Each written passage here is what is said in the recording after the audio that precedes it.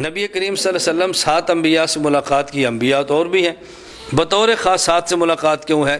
مولانا قادری فرماتے اس کی وجہ یہ ہے، پہلے آسمان پر ملاقات حضرت آدم علیہ السلام سے وجہ، آدم علیہ السلام جد امجد والد ہیں، جب آدمی کسی سفر پہ جائے اور رشتہ دار بھی ہوں اور باپ بھی ہو تو پہلے ملاقات کس سے کرتا ہے؟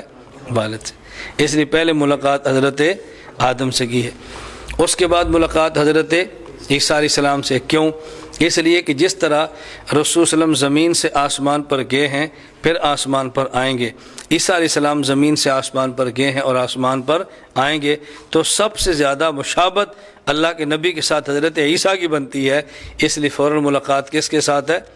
حضرت عیسیٰ کے ساتھ۔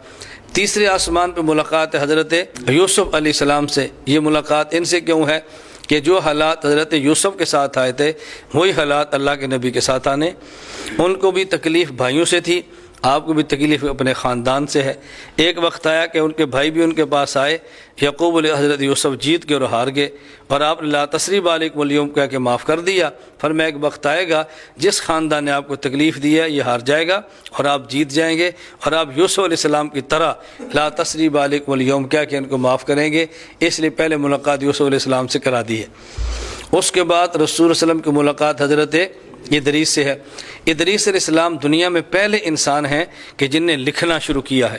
نبی کریم صلی اللہ علیہ وسلم نے اپنی زبانی دعوت کے بعد تحریری دعوت شروع کرنی تھی تو آپ کو اس شخص سے ملاقات کرائے گی جو تحریر کا موجد اول ہے، سب سے پہلے جو موجد ہے اس سے ملاقات کی۔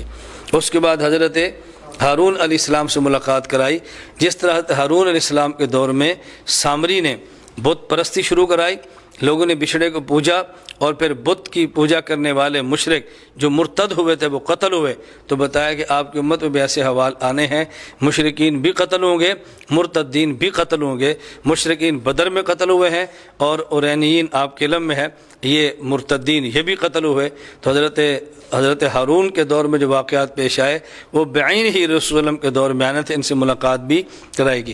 حضرت موسیٰ علیہ السلام نے شام کا جہاد کیا، بتایا گیا کہ آپ نے بھی شام کا جہاد کرنا ہے۔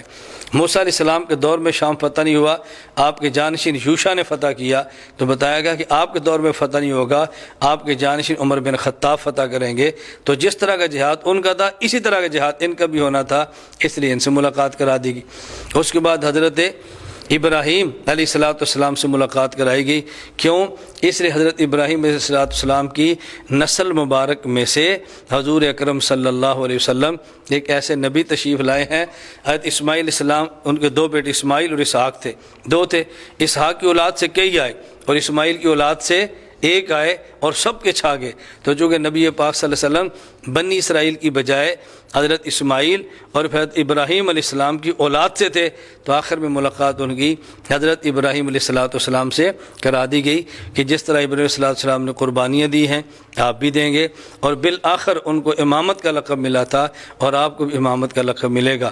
اس لیے ابراہیم علیہ السلام کے بعد دنیا میں سب سے زیادہ چرچا اور اقتداء حضور اکرم صلی اللہ علیہ وسلم کی جاتی ہے۔